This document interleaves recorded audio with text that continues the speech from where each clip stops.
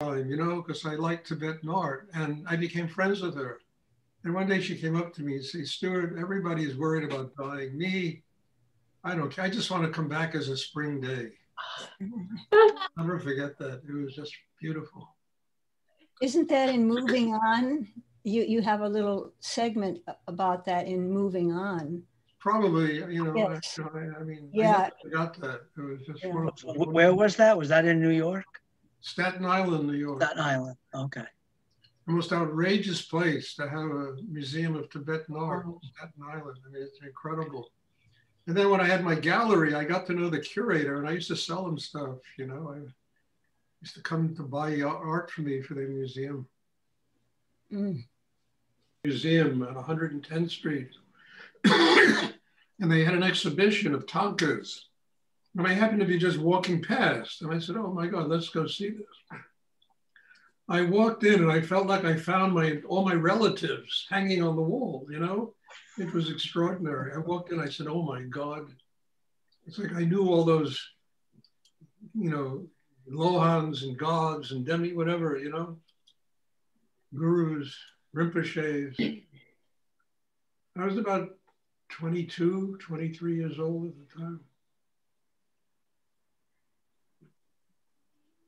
By Brandeis University.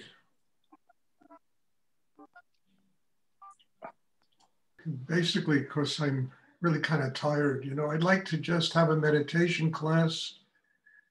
You know, as I was telling everybody, I had that second vaccination today, and I've been feel like I've could barely get out of bed. It's been very strong. You know, no pain or anything, just tired, you know. So we'll have a meditation, and then afterwards, if anyone has any questions, I'll be happy to try and answer them.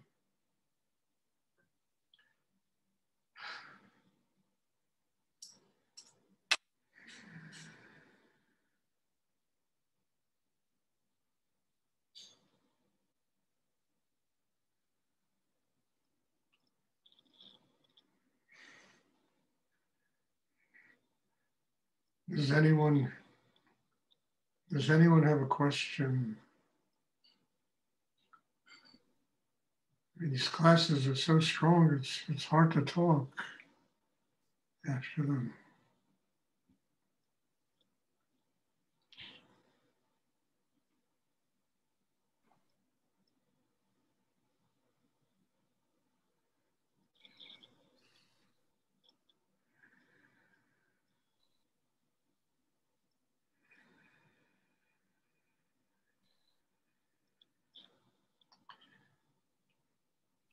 It's like I said this afternoon in the meditation, when people ask questions, it very often releases in me a great deal of energy.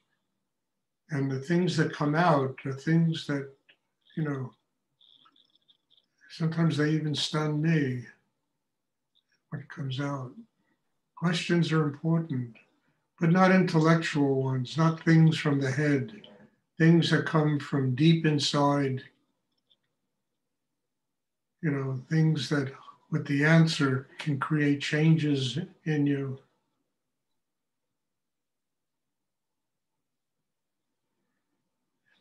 Does anyone have a question I would like to ask? Or Chikor, should we invite the soul force of our teachers along with the Shakti?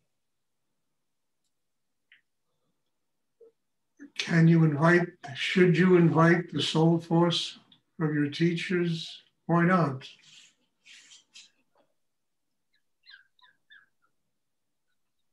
You know, they're waiting for you to be open enough to receive, you know, energy from the cosmos. That's what they're there for. You know, I said it before, I'll say it again. It's a miracle to have teachers of the level of Rudy and Nityananda, you know, Ramakrishna, Ramana Maharshi, these incredible saints, you know, that their soul force is in the cosmos, and they will come if you ask for guidance, if you ask for the energy, the Shakti, They will come and help you to grow. That is what they want to do.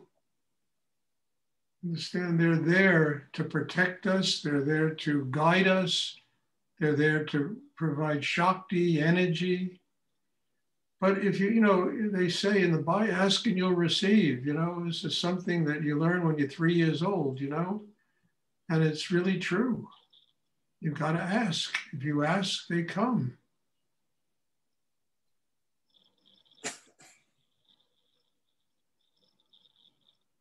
And it's not a matter of should I or shouldn't I, it's a matter of necessity.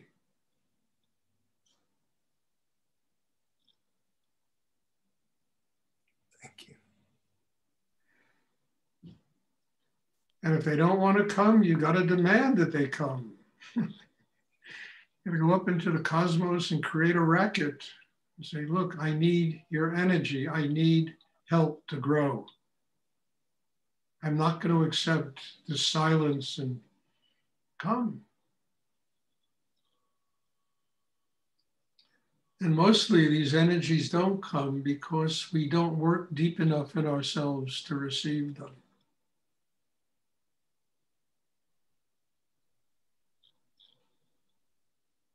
Does anyone else have a question? Yes? To follow up with Chikur's question, how do you ask for such a thing? Well, the answer is very simple. If your need is strong enough to connect with that kind of energy, you will find the voice inside yourself to ask. That question or that asking for cosmic energy stems from your need inside. And if your need isn't strong enough, it's not going to come. But if your need to grow spiritually is deep and profound and unflappable and unshakable, I mean, they will come. You will ask and they will come. But one has to have that kind of need. How do you know if you have that kind of need? Look, when you have that need, you won't ask that question. I mean it. It's like, how do you know when you're enlightened? You don't. You're enlightened. Understand? How do you know? When you grow, this happens organically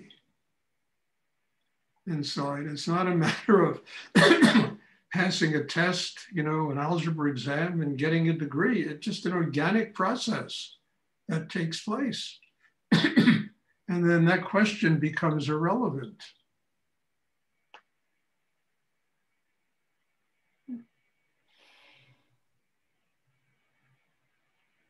Stuart, this is Emma.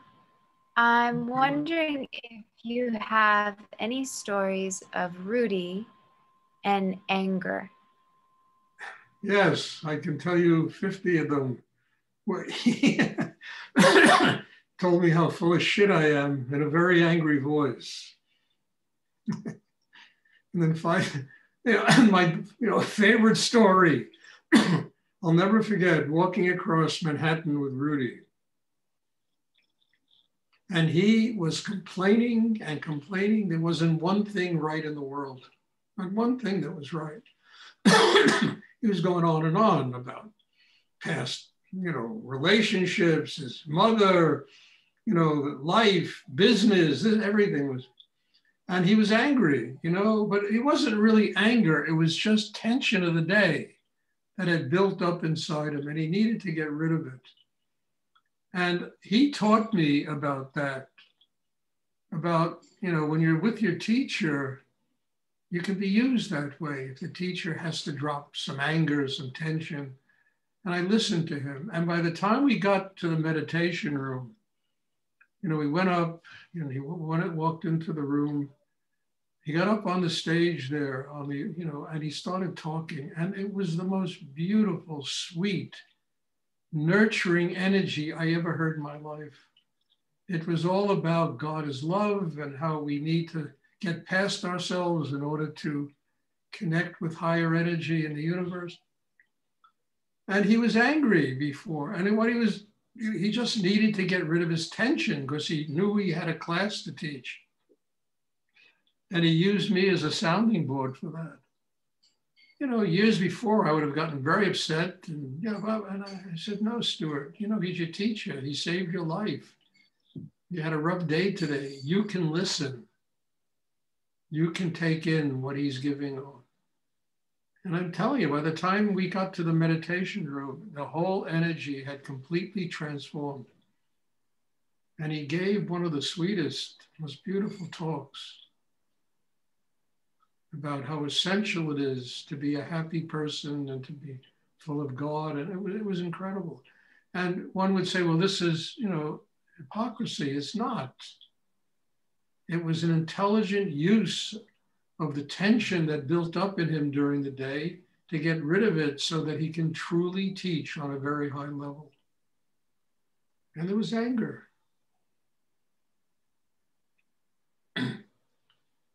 I mean, Rudy, you know, Rudy, I mean, there were times that Rudy was not an easy person. You know, he was very difficult and he demanded a great deal from you. I remember once he asked me to clean a showcase in his store. I'll never forget this. And I was really tired. I was this, and I did a really half-assed job of cleaning that. And I did. It was terrible what I did of cleaning that showcase. And he came up and he looked at it and he got really pissed off at me. And he said, would you do that in your own house? How could you do this? I asked you to do something for me and this is what you present me? Boy, was that a lesson. I spent the next 3 hours cleaning that showcase until it was spotless. It was, you know, I learned how to give a gift. You don't do it half-assed. You know, and it was amazing to be around him that way. And you learn to not judge. You learn to listen and use whatever is being told you and find an opportunity to make it work for you in your life and to grow. And then I was able to take that and transfer it to my daily life. I mean, you know, being in business, you know, for so many years and all the anger and the greed and the unhappiness you're confronted with, you have to know how to transform it in yourself or it kills you.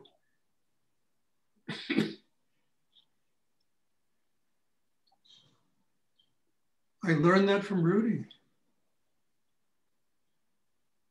I certainly didn't know it when I was younger.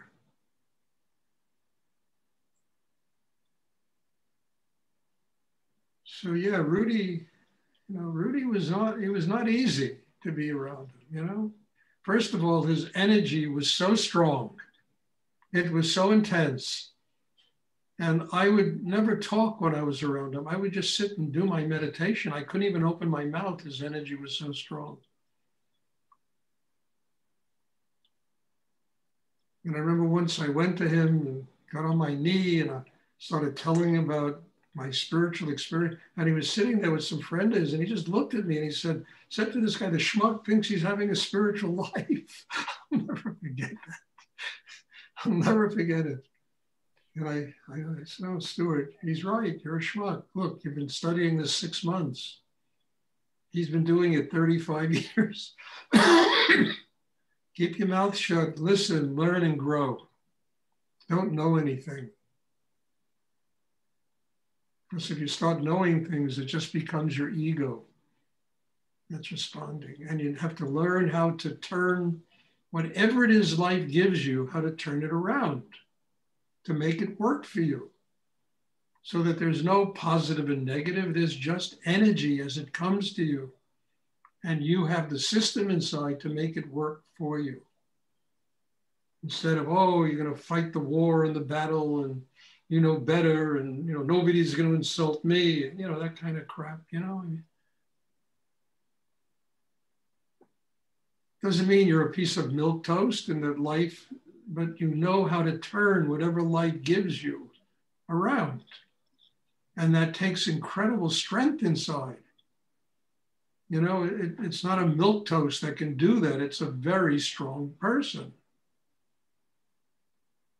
And I used to see Rudy do it, you know, with his business, with people, with his mother. God, what used to go on with his mother?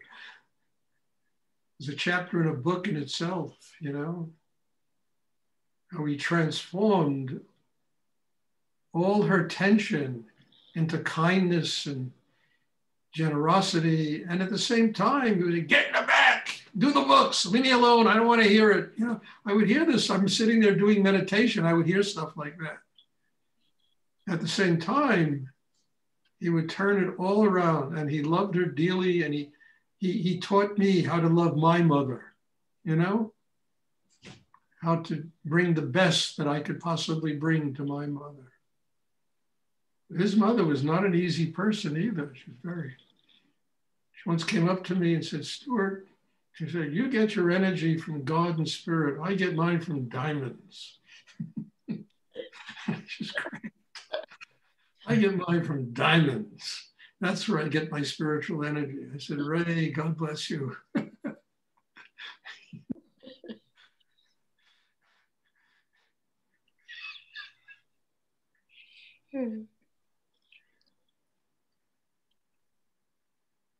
Does anyone else have a question you would like to ask? I get angry. It doesn't last very long, and it's forgotten 12 seconds after it happens. But, you know, I can get pissed off at people. They do such stupid things sometimes that you really get annoyed. But then it's gone. You know, I forget about it. 2 seconds. I don't even remember being angry, you know? Just move on. Stuart, Claudia, my question is, since Rudy teaches that we need to overcome our instincts in order to grow, what's the difference sometimes with that or a gut feeling that is in your hara? I'm confused by that. I mean, what I'm saying is there? Rudy never taught you. Is instinct ever a useful thing to have? Instinct is a very important thing to have. Instinct is your initial reaction to something, which is almost always the right reaction to something. Instinct. Now it's a matter of whether you allow that instinct to carry on to where you have to live with that energy for months, or do you just move on? You know, you learn how to transform it into chi, into energy inside. But instinct is a very important thing. You know, you sit and mull over things and think about them and analyze them. And by the time you're finished, they're all dead, you know? Yeah. They're all dead. Most great creativity comes from instinct, comes from spontaneity. Artists with a brush, you know, painting, and that energy flows through and it's spontaneous.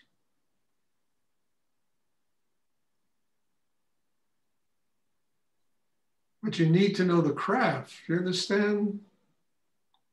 And the craft is not some rational thing. You develop the craft of what it means to be an artist, a singer, a dancer, a doctor, a lawyer. And when you master the craft, then that energy flows through. Instinctually, it gives you the right answers in situation because you have mastered the craft. If you don't master the craft, it's not going to work. So our job is to master the craft of inner work. So when spiritual energy flows through, we know exactly what to do with it.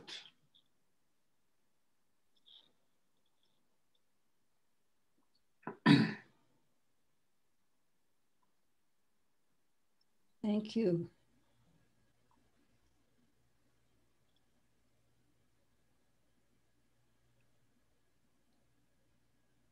I remember Rudy, you know, I mean, you talk about instinct. I mean, he was doing a fast, Rudy, right?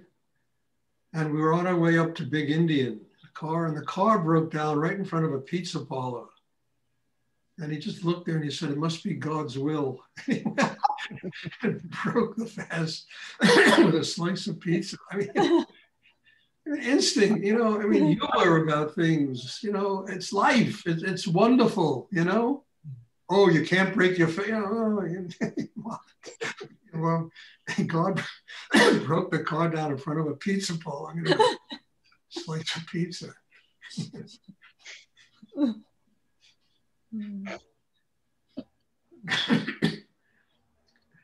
Does anyone else have a question?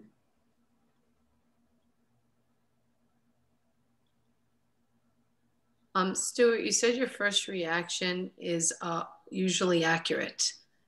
So could you just talk a little more about that? Because a lot of times the first reaction, usually, can be intense or, very negative or whatever. So can you just elaborate on that, if you would? The spontaneity of the first reaction is almost always the right reaction.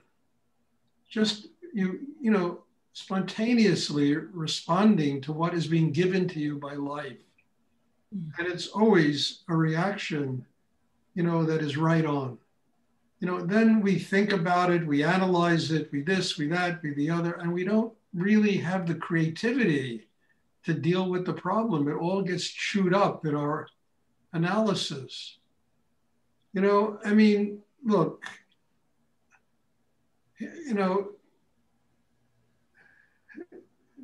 I'll tell you the kind of thing, I get my spontaneity is very right on, but I take a few breaths. Before I go and scream at somebody, I take a few breaths. I quiet myself down. I allow myself to see the person as a human being. And I say, it's my job not to scream at them, but to find a place for them in my heart, or I can talk to them. I can talk to them from a place of love. Understand? That's spontaneity, not analyzing and figuring and going home and mulling it over, but feeling your response, and then take a few breaths. And don't think about it, but just keep your heart open, love inside you, so that when you interact with, I've told you that story about 1,000 times already about Big Indian, when the manager of the place was screaming at me because I was cutting grass on a tractor. And I just kept my mouth shut. My initial response was to be angry. I said, no. I said, Stuart, just keep your mouth shut and listen to him. And by the time he got finished dumping all this tension on me, tears came in his eyes, and he said to me, Stuart, thank you. God bless you. Thank you. And what a better result than a fist fight, And all it was me keeping my mouth shut. And this guy was a friend of mine, for God's sake, and listening to him. And I knew that it was just tension coming out of him. So when I'm talking about spontaneity, I'm not talking about getting angry and then slugging somebody.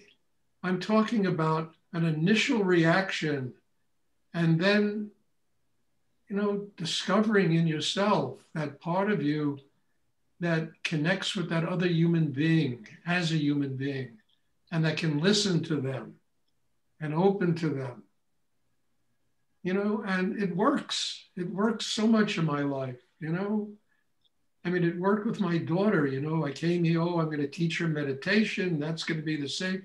And I said, no, just listen to her. Find out what her real needs are, not what I think she needs. And as soon as I did that, everything turned around. It all turned around. So it's not being spontaneous. It is really having the inner strength to be able to interact with another human being in a conscious way. To interact with all the, stuff of life in a conscious way. That's what I mean by spontaneity. So we become a master of our anger because we have grown enough inside to keep our hearts open, We've grown enough inside not to judge other people, but to learn from them, to allow them to truly be one's teacher. Now, this is not easy to do, but it really is worth building a system that can do it.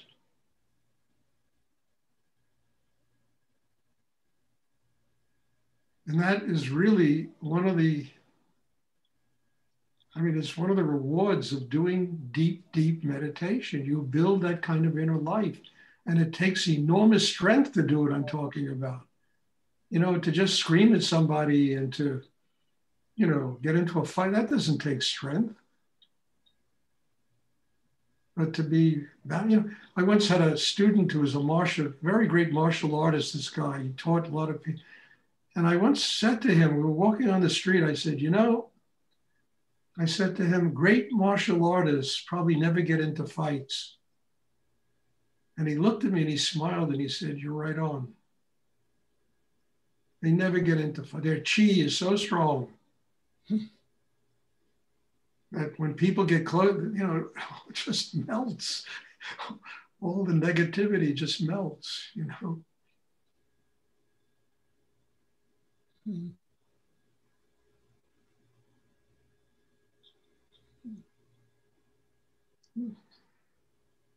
Does anyone else have a question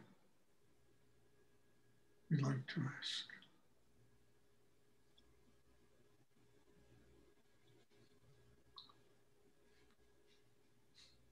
Okay. All right, then we'll have meditation tomorrow evening. God bless you all. And again, thank you for being here, doing this.